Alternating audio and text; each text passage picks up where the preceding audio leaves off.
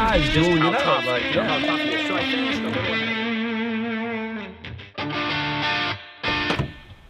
I'm Greg Shea. Welcome to Run Talk Beer. Today, my guest is Nate Jenkins. Nate is a former professional runner with world-class running talent who happens to live in the same hometown as me. To give you a sense of just how fast Nate Jenkins has run and how talented he is as a runner, here are some of his crazy fast personal bests. Today, we are running on trails in the Weir Hill Reservation in North Andover, Mass. Weir Hill is a 194-acre public park abutting Lake Chickawick with a 305-foot climb that yields some nice views of the lake and surrounding Merrimack Valley. We are drinking a fantastic classic New England IPA from a small brewery in Andover, Mass, called Iron Brewing Company.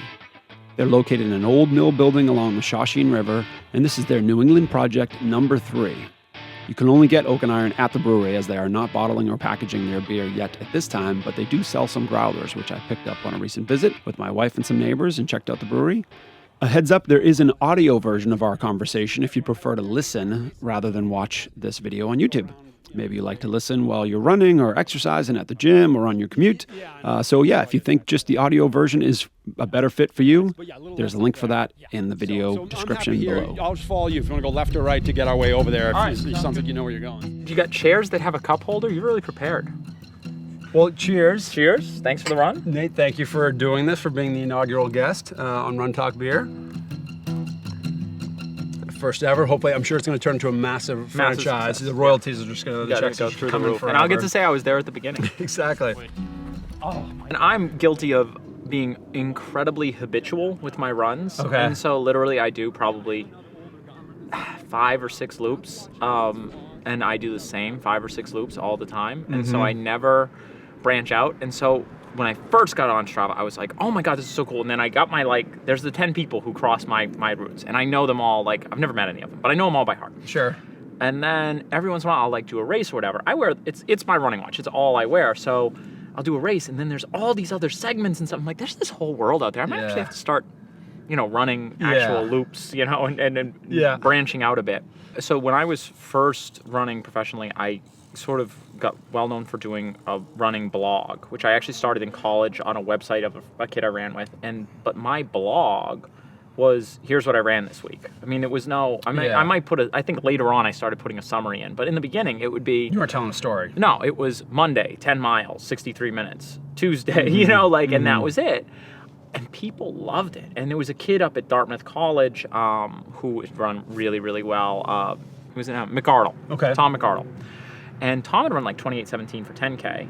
But he was one of the first guys who did this. He started putting just his training up, and I knew I ate it up. And it was just really neat to see. And Strava, all of a sudden you can do it with everybody. It's all out there, and I think there's a real draw to that.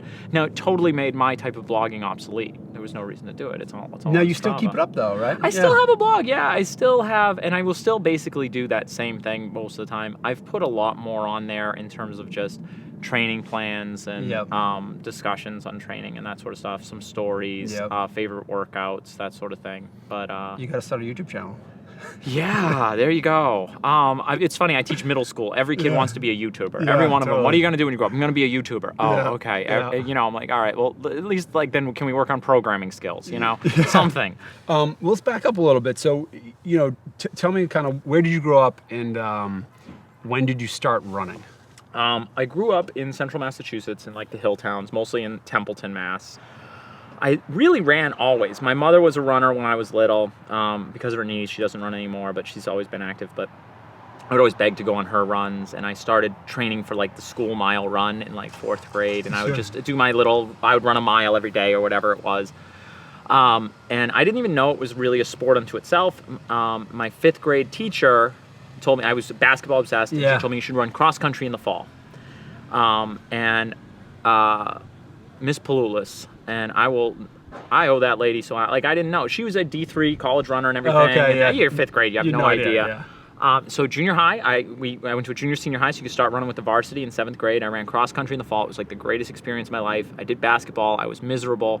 And so the next year, I just ran, cross country, indoor track, outdoor track, and I loved it. I was with a great group of kids who were the best friends I could hope. You got to hang out with older kids. Yeah. My first practice before the coach got there, because he at the time wasn't teaching there, we were supposed to do a mile loop in the woods for a warm-up. And then when he got there, we would start whatever practice was. And I remember finishing up the mile loop, and the girls' team we practiced with, the girls' team, a bunch of them had beat me around. They were standing on the bleachers waiting for the coach, having a spitting contest. And as a 7th grade boy, first off, I'm going to get to hang out with high school girls. Yeah. Second, they're the type of high school girls who are having a spitting contest. This is And I was like, I'm home. I'm in. I found home. This is the happy place, you know. So, and from there, you know, just sort of snowballed. And when was the first time you were running? I don't know if it goes all the way back to that first school mile, or when was there a point where either you yourself or an adult or somebody was like, you know, you might actually like have a future with this? Never. I was not. I remember getting taken aside. I was very frustrated in 7th grade that I wasn't doing better, and being taken aside by the coach and him just telling me, listen, you don't have very much talent, but you're willing to work hard. You'll make varsity someday. Right? Wow. And so that became my big focus, and I was willing to work harder than most people. And so by my freshman year, I was on varsity in cross country. We were a decent team. We won the state cross country championships that year, but I was on varsity like by the skin of my teeth. And I sort of, through high school worked hard, but I wasn't, like, my wife went to Foot Locker finals and was a national class runner. I was not that. At my best, I finished 10th in a Massachusetts state cross country championship. Really? Wow. So you were a late bloomer as far as running goes. I had good endurance. I know I inherited this from my father. I can take a beating. So a lot of people would like to train, you know, because it's that once a runner thing. Like, oh, I want to just train like an animal and see how good I can get. And people try to do it and they break. I had a lot of injuries in college when I was first. I got to college. I walked onto Division II Team UMass Lowell, and I thought, okay, fine, I'll get great. I always believed I was going to be great and couldn't get anybody else to buy in. And I remember going to my first indoor meet and watching a kid, Ben Node from Providence, win the 3K at GBTC, and he ran right around 8 minutes. And I knew he wasn't a talented guy. I knew he didn't have much speed. I thought of him as a guy I could be like. But watching him do that and watching the fact that he was sprinting. I mean, you're talking 64 seconds a lap. He was sprinting.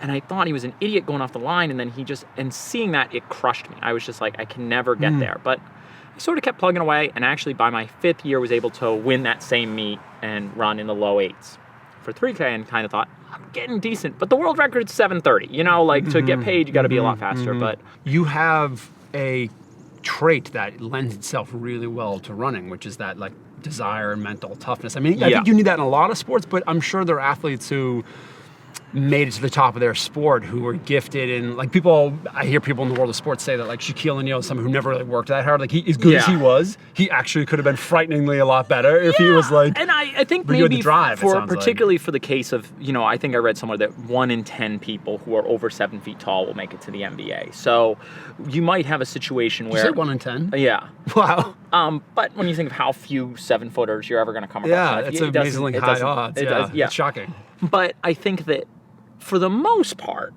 in most athletic endeavors, the people who are the household names, the upper echelon. I read an article called Super Champions and about the straight Super Champions. I was so pumped because they said anybody who made an Olympic team or the equivalent was a super champion. And I made a world championship team, which is the non-Olympic year equivalent of the Olympic team, which is, I would love to say I made an Olympic team, but you know, I failed.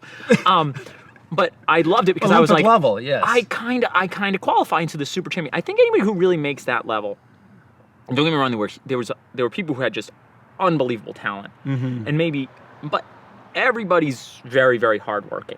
I think the thing that separated me from a lot of the people who maybe had less talent wasn't necessarily the willingness to work that hard, but the physical ability to work that hard. My body took. And I mean, I've paid some price, but for what I've done, my body has taken an ungodly beating. Especially, I wasn't working with all the time. A lot of times I was experimenting on my own. I wasn't working with necessarily the big names in coaching. I didn't have a huge support crew. I didn't have my own physio.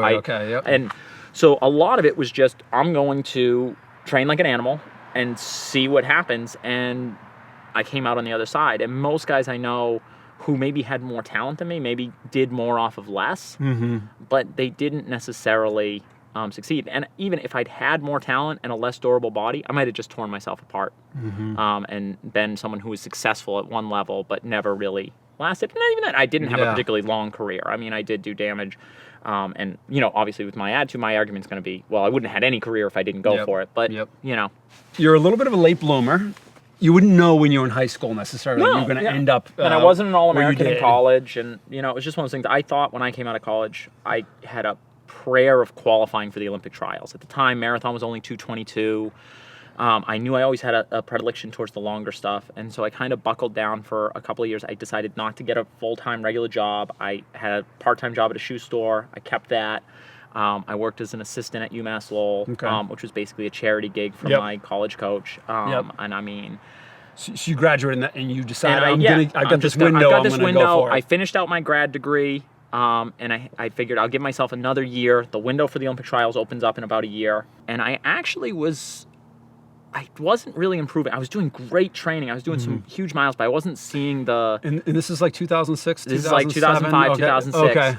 End of 2005, I end up really frustrated. And I had averaged about 140 miles a week for the previous 18 months, but I hadn't run a PR.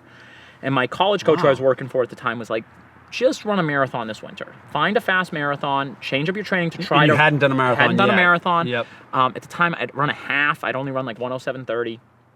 Only 107.30. When you're, you know... Okay, I know, it's all relative. It's all relative, you know? It's all and relative. I was kind of feeling frustrated, and he was like, you've gone through this huge transition. You've left college, you're working, you're not Yep. competing in the same races, so you haven't seen this big jump, but you're fitter than you've been. Yep. Just give it a break. And along the same times, I found some information online from Renato Canova, who's a coach of the Kenyans, who Yep. I hate to... There are people I will vouch for that I know, and I'll say, oh, they're definitely not dirty. You know, I've met Renato a couple times. I hope to pray that his athletes aren't dirty, but I don't know, and there's been... So hard to know that nowadays But with anybody, right? I knew that his athletes were the best.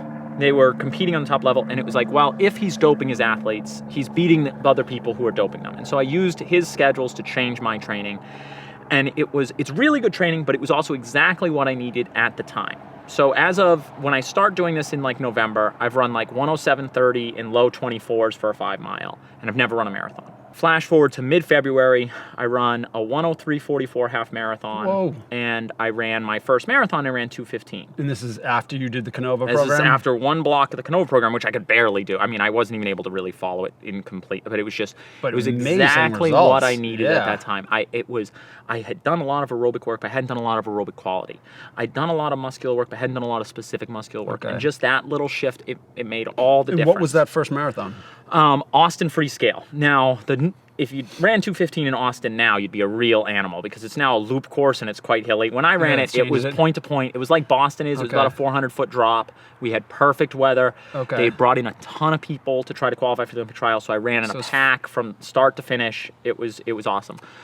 But I'd gone in thinking 2:21.59. 2:21.59. You've never run a marathon. I've never run a marathon. It's so interesting to That's- think someone at your level coming in with because the average person, it's like, Yeah. I hope I finish, and then you have your secret goals. Yeah, of like, you I know, hope your I break secret 4 goal. hours And, like, or something. I and- think my secret goal was to run 2:20, and then 3 weeks out, I run this fast half, and I come home and Gary, my college coach, Gary Gardner, who's still at UML, is telling me, you're gonna run 2:16. You've run 103, you're gonna run 2:16, and I didn't believe him, and he's like, no, you're going out in 108.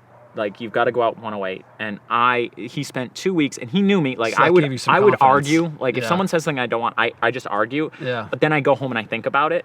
And so Yeah. Gary knew. So every day we would have a little argument, and he would just kind of like, and then the next day he would check again, and he just waited until I actually went home and thought about it. Yep. And his argument was simple. You've still got 18 more months before the trials. Yep. If you blow up, Yep. fine. But you may never be in this shape again. Yep. Just go. And so I went out 107.30, and I hadn't really done when the you full said that, cycle. you're saying that was your first half of the First marathon. half of the marathon. Yes, I gotcha. And I hadn't done a full Canova cycle because I would do a workout, I'd be wiped out for 10 days.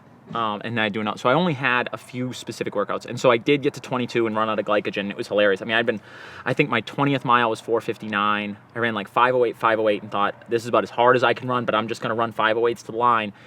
And then I ran out of glycogen, and I think I ran 5:18 and then 5:40, and it was. I laughed when I saw the 5:40, like, because it was just like I can't believe that was that slow.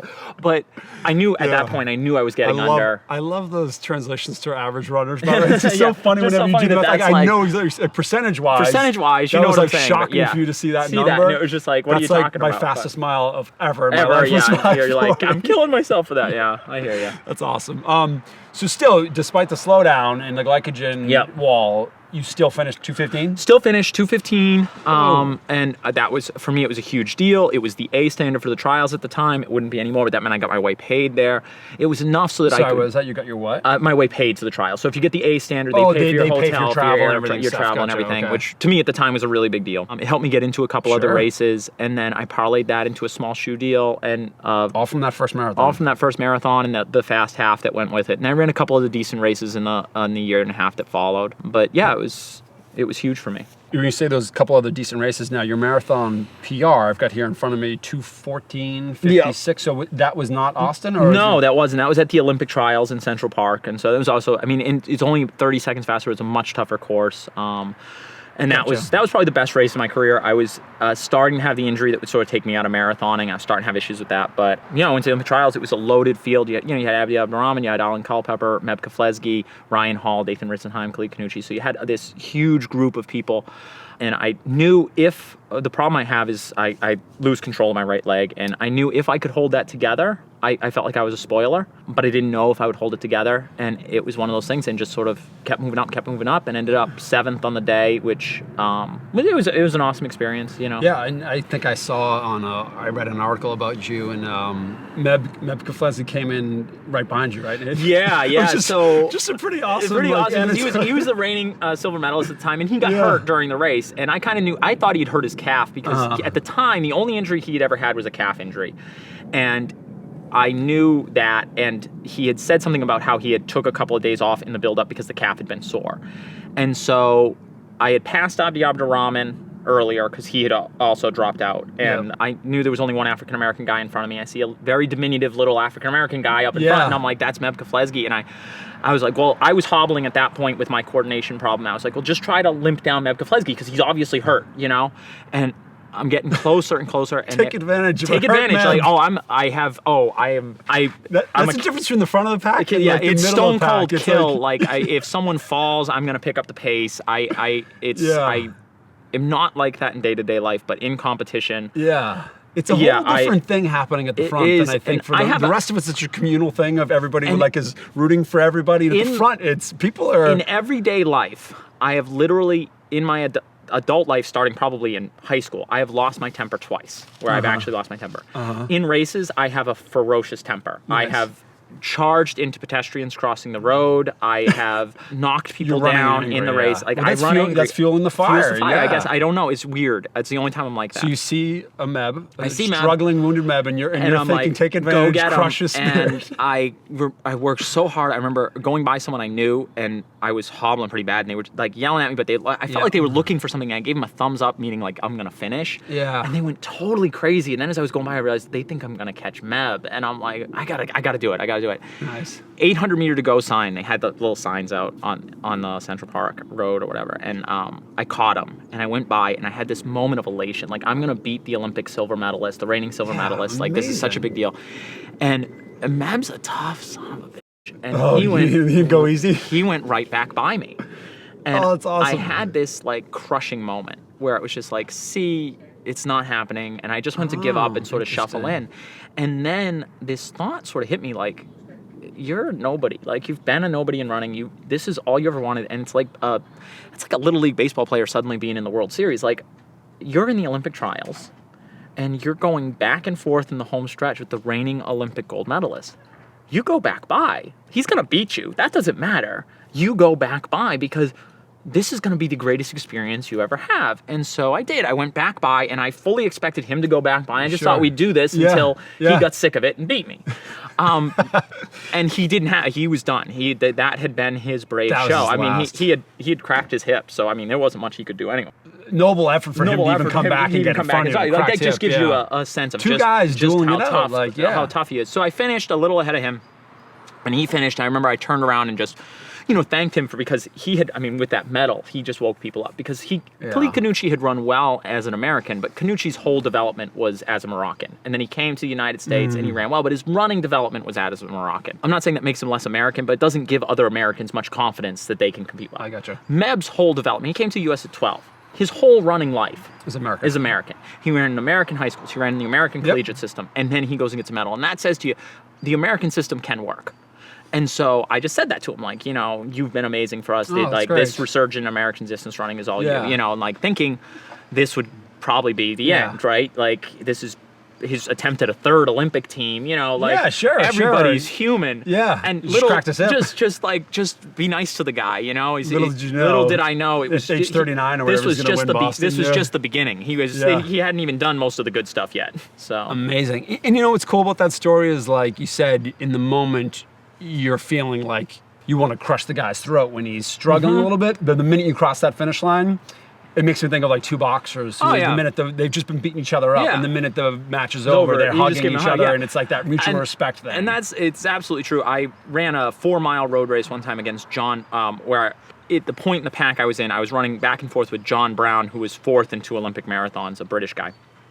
And John's a warrior. He's just a warrior. He was coming back from being very, very ill. He was trying to get ready for return to the World Championships. He ended up going to Fukuoka instead, but we just went, it was a hot day, and we just went back and forth, and it was a war. Like one of those, you just made 4 moves you didn't know you had left in you, and finished up, and we had thrown some elbows, and John's a quiet, kind of stern guy. Okay. He was never one for promotion. I think he probably could have been a lot more famous and made a lot more money if he'd been a little bit more outgoing. Gotcha. But I was actually nervous as we came into the shoot that like he might fight. We might have to throw down, because it was a battle out there. Yeah. And I don't remember if he threw up or I threw up. And then he came over and was just like, that was awesome, That's and great, like I literally, he was a few years older than me, and even though at that point I qualified for the Olympic trials and stuff, John Brown was, to me, as a grinder, and he was like the ultimate like international class grinder, and I was like, can I just get a picture with you? You're like seriously, fanboy, like this is amazing, So that's awesome. But yeah, I do think running was always like that. I always, with very, very few exceptions, got along really, really well with everybody that I ran against. Yep. And, It's an amazing community of people. I want to get back to the coordination issue stuff, but before I do that, just because you mentioned Meb, is, we just ran, I was surprised by, you're not like, I don't know what you consider the classic sort of like physical stature of like a marathon runner, but I have to say, like, you're not you're not a little guy. Occasionally you have a bigger runner who can run well. I know some really tall guys who run well. There was a Dutch guy who was like 6'6" who ran 2:07. Jason Hartman, who was 4th at Boston 2 years in a row, was 6 feet. Now, he always said he was 150 something pounds. Okay. Which I never, he always looked bigger than me. Maybe he's just got bird bones. I don't know. Yep. My racing weight, I always said, was about 162. Okay. I haven't been running. I'm a little banged up, so I haven't been running much. So I'm probably like 175, 180 right now. Okay, yeah. But basically, I'm right around. Most of my training, like I had to really fight to be 162 pounds. So most of my training, I would be about 170 pounds, which is about the range that I'm in now. Yeah. I'm a big boy. I don't have any speed. Literally fastest court I've ever run is about 59 flat, just under 59 flat. Most of the guys I raced against in the marathon ran probably close to 4:59s in a row in the mile. Yeah, that's the thing. On an I was like, treadmill. you look almost more like an ultra runner's build or something to me, it seems like. Because a lot of those guys, like, if you're running 50, 100 miles, like you, sometimes maybe that's an asset to have. I don't know. Well, I think to have more to draw from or something. I think a thicker bone structure and, to be a little bit denser. Maybe for the marathon too, to a degree. I think that's why I was only barely competitive in the shorter events, but in the marathon I could compete. Rob DiCastilla, who was probably the best all-around marathoner from the 1980s, used to say he felt that for someone to get really good in the marathon, they were actually going to have to be bigger. They were going to have to be stronger like he was, because he thought that his size actually became an asset because it just allowed him to take that abuse that was necessary to really excel at that. Sure. So I want to get back to, so it's interesting. So you find kind of at that stage in 2006 or 7 that the marathon is actually maybe your strongest event, where you'd been running a lot of shorter stuff and kind of by surprise, and you've done the Canova training and you have a couple of really fast marathon times. let's go. Was it a year later when you make the World Championships? Yeah, basically Berlin, off of right? that performance, they put me on the World Championship team for the following year in 2009.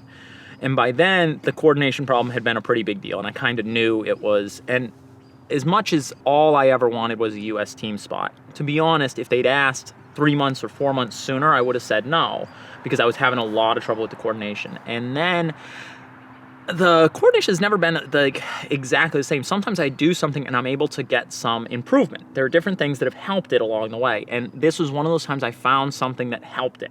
And even just to back up a second, kind of explain a little more in broad sense. Yeah. What is the coordination issue? And when did it first come on your radar at all? So I had an extraordinarily difficult workout in January of 2007. And on the last lap of what was basically, I was doing a half marathon of alternations where I'd run very fast and then moderately fast and try to average about marathon pace. In the last few hundred meters of that, it became very hard to control my right leg. The leg sort of felt like it was flopping a little bit. I had to almost pull it with my abdominal muscles to bring it forward instead of pushing off from the glute and like the calf. Mm-hmm. The ankle would lock up. Oh, man. And so it's just sort of like almost pulling it, and then when it landed, it would land like dead foot, very like flat-footed, not on the toe, no push off, there was no toeing off. And so I actually almost thought it was funny. I just thought, good God, have I gone hard? You know, like this was, what a workout. You know, because I was just that far gone at the end of the workout. I didn't think much of it. Over the next 9 months, it began to happen more often. That must have been scary. Generally at the end of the longest workouts. And it was such a weird sensation. I thought it might be electrolytes. I thought it might be. And so I was kind of working with that as a hypothesis. I hadn't figured them out yet. There would be workouts where it would go fairly early, maybe 10 miles into a hard workout. Other times, maybe I'd make it 20 or 22 miles at a hard effort without a problem. So up to the Olympic trials, which were the 2008 Olympic trials were actually held in 2007. And so up to that point, it had been okay, but it was a problem. And it just kind of depended on the day. At the trials, I made it 19 miles. And at that point, I actually thought I might be able to walk up onto the team. Knowing how it ended up finishing, I would not have caught Sal, coordination or not. And he was third. I would not have caught that lead group. I think the best I could have hoped for was catching Lem Cool, maybe, or Dan Brown, the two guys who were just in front of me who finished 5th and 6th. Okay. But at 19, I lost coordination. At that point, I had just started to pull away from Josh Rotinsky. And so I stopped until he caught me. I stretched, because sometimes stopping and stretching, it would just snap back and I'd be fine. And I thought, well, if I lose 10 seconds, it's a marathon. Who cares? Yeah. I stop, and then I go, and then it's just gone. And so I just sort of hobble. Now, he ended up running out of glycogen, so I was able to actually limp away from him. And then I was able to get Meb, who was also hurt. So you were catching Meb with the coordination. With the coordination happening. gone. So the two of you guys are broken we were pretty, dueling. it was broken versus broken. Yeah. I think his broken probably trumped mine. But after that, it got much worse. And after that race, itself in a much more severe way. Yeah, and I think what it was is that I had a couple of issues going on that were causing it. It wasn't one problem, and it may be. It's essentially presents like what's called runner's dystonia, and I may have that, which is a neurological disorder, sort of along the lines of like a Parkinson's type thing. But I actually think that it's mechanical in me, and I think that the problem, I have a couple of torn muscles in that hip, and I think that there were early tears there. It may have been a small glute tear, which has then become the larger glute tear, which is kind of holding me back now. But anyway, I think whichever tear it was, I think I made it worse in fighting through it in that particular race. And so as I came back, I realized I could maybe run 10 kilometers without a problem. And that was about it. I end up finding that for a little while, I could only run about 5K. And then I do a bunch of stretches and stuff like that, and I get back to being able to do about a half a marathon without a problem, and I'm able to do some marathon workouts. It's right about the time that I get to that level of improvement that Team USA calls and says, would you accept a selection to the World Championship team?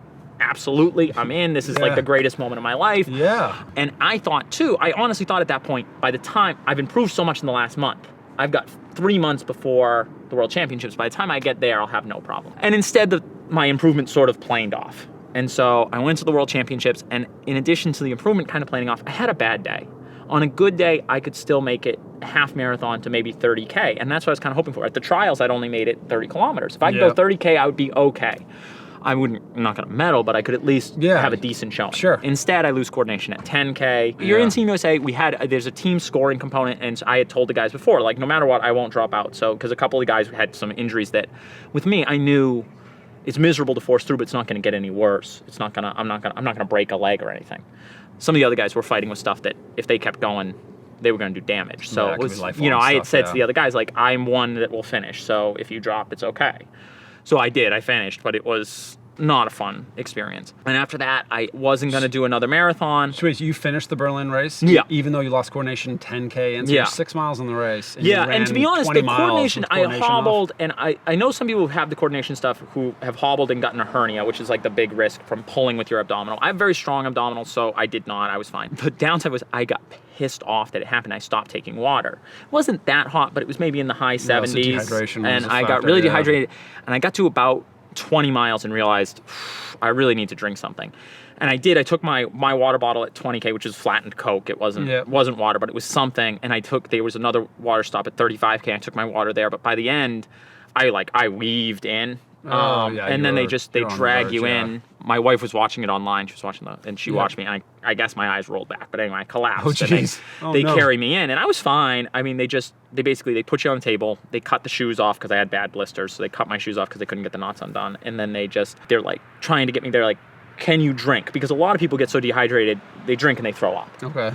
And they're like, can you drink something? I'm like, yeah, what do you want? And all I wanted in the world was Coca-Cola. I mean, it was just all I wanted in the world. And I couldn't believe it when I said, yeah, I want Coke. And they had Coke, which seems wrong that this is what they had in the medical tent. But I'm like pounding these Cokes. And then I was fine. I mean, it took a while. They put me on ice, and then I was fine. It just was unpleasant.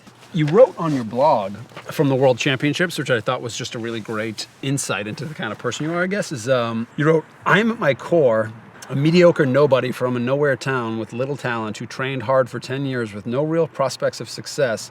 And suddenly I'm wearing the Team USA kit. And you went on to sort of say that you were going to finish that race no matter what. And I thought, that's just it get back to the feeling of like you kind of overshot where you ever thought you would be. It wasn't like you were like you weren't a standout elite talent from the time you were like 10 years old. Yeah, and it's funny because I always, your parents tell you can be anything, and I did have that mentality when I first started running. Like I just thought I would be Olympic champion and set all the world records. And then as I got out in the world, and running in high school was a very small world, and I was a big deal in my league. I was losing the state championship, but it didn't hit me like if you're the 10th best runner in Massachusetts. Massachusetts is a middle-of-the-road state. So you're the 500th best in the country. Gotcha, yeah. And that's in your senior year. And Olympic cycles are 40 years. And most of the best pros are going to make it through at least 4 Olympic cycles. Yeah. So an over-under on, or 3 Olympic cycles. Yep. So 12 years. So 12 times 500. You're in 6,000th place. There are 18 distance slots available for men on an Olympic or World Championship team. And so you're sitting in 6,000th place. Consider the factor that a lot of those guys double. A lot of those guys make multiple teams. Yep. Your odds are actually worse than that. As I got into high school, out of high school, I started to sort of realize that and started to see just how hard it was. And one of the things I've noticed in talking to other people who've made it to the world-class level, even people who've made it much further than me, Olympic finalists, World Championships, when you get really good, you realize just how good the best are because you get to college, and these people are jump up from high school to college, and it's you get blown away how good, how much talent. You didn't know people could be so talented. You didn't know people could be this good. And it's extraordinarily humbling as you start to realize just what it takes. But you can't worry about that. I can just be better tomorrow. And if you do that, impossible things are possible. And so for me, I did that, and at my best, I was able to make a U.S. team. And it was just incredible to me that was possible and that it had actually happened. And to be honest, I still feel like with this injury, I left my best running on the table. There was more I could have done. At the same time, I can't walk away unhappy because for where I came from, and my parents will kill me for saying this because they tried as hard as they could, but I feel like I grew up kind of poor white trash. And things were not always what I would have considered ideal. And to have that opportunity to come out of that, I mean, I just know a lot of people who I grew up with who things didn't turn out a lot. I mean, especially with the opioid crisis and everything else. I mean, there's just a lot. And even just looking, at my family, how it could have turned out is very, very different from how it did. And so I feel like it's necessary to be grateful for that and to really just appreciate just how special that was, even if it wasn't exactly what I imagined it would be. Yeah, I think that's a great perspective, considering a lot of other people would be filled with a lot of bitterness, I think, because right when you discovered what the distance was, that was probably like a good fit for you.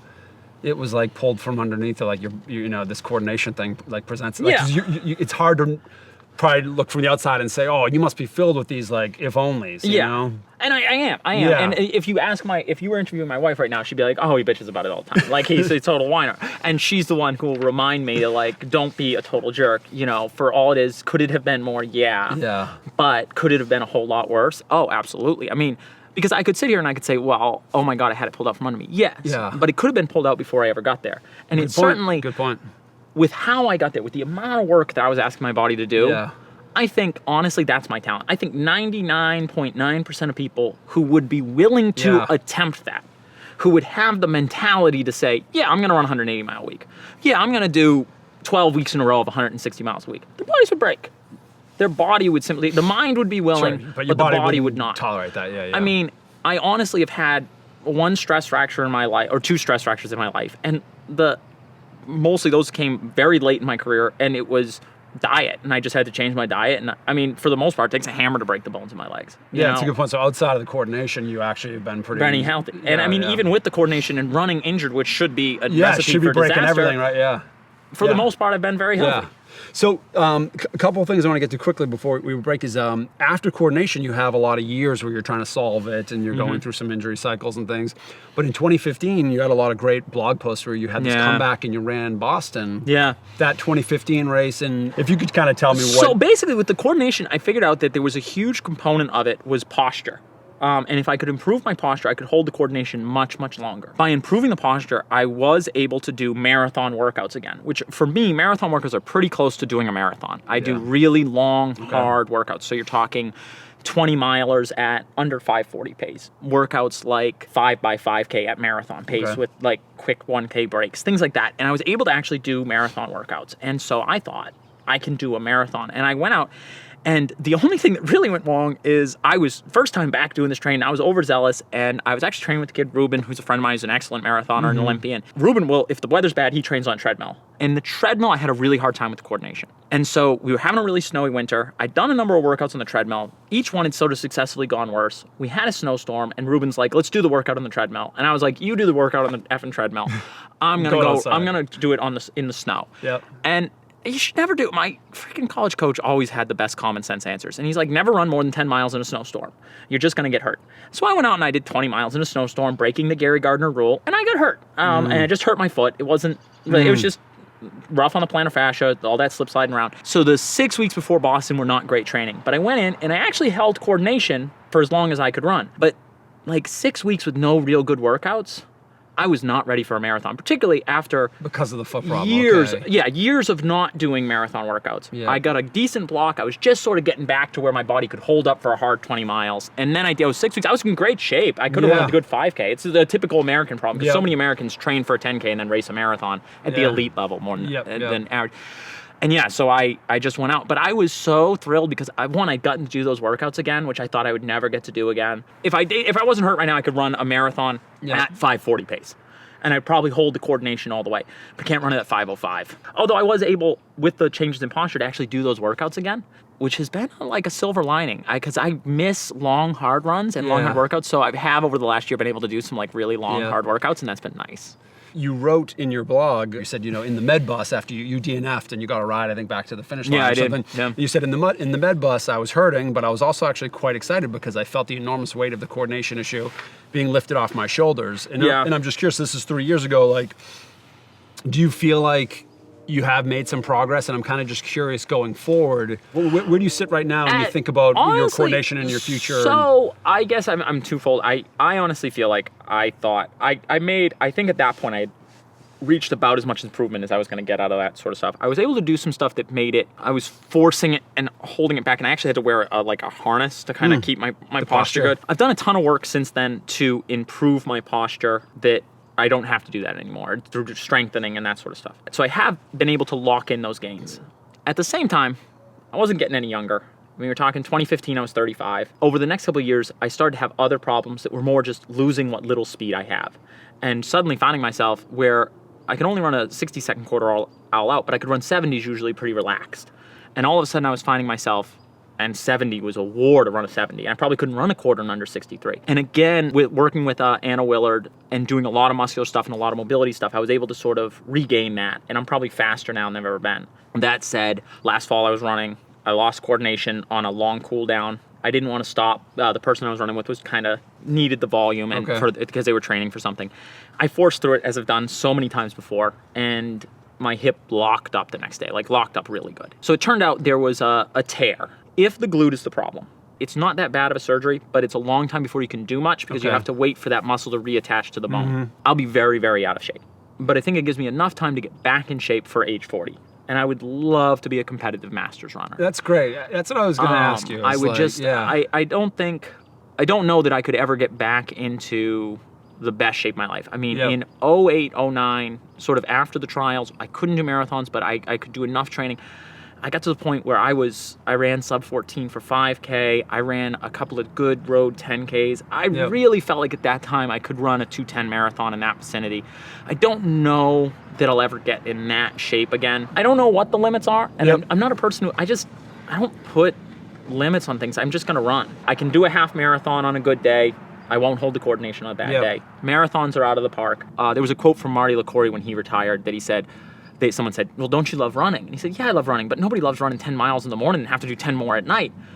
Honestly, I feel like I do. I understand people who don't, but it's just, that's how I deal with everything. Awesome. It's how I deal with the world, so you're gonna be one of those old guys. Yeah, I want to be lining up. And I see Sweet Lou, who shows up at all the road races around here, who's in his 90s now, and I'm like, oh, please, God, that's who I want to be. I do. I don't ever, and that's also why, like, you can tell me I can't compete anymore. You could tell me you can't do this type of workout anymore, but I need to be able to run. Yeah. Well, Nate Jenkins, thank you so much for doing this. Hey, thank you. This was fun. This was a lot of fun, yeah. Thanks a lot, Nate. Good deal.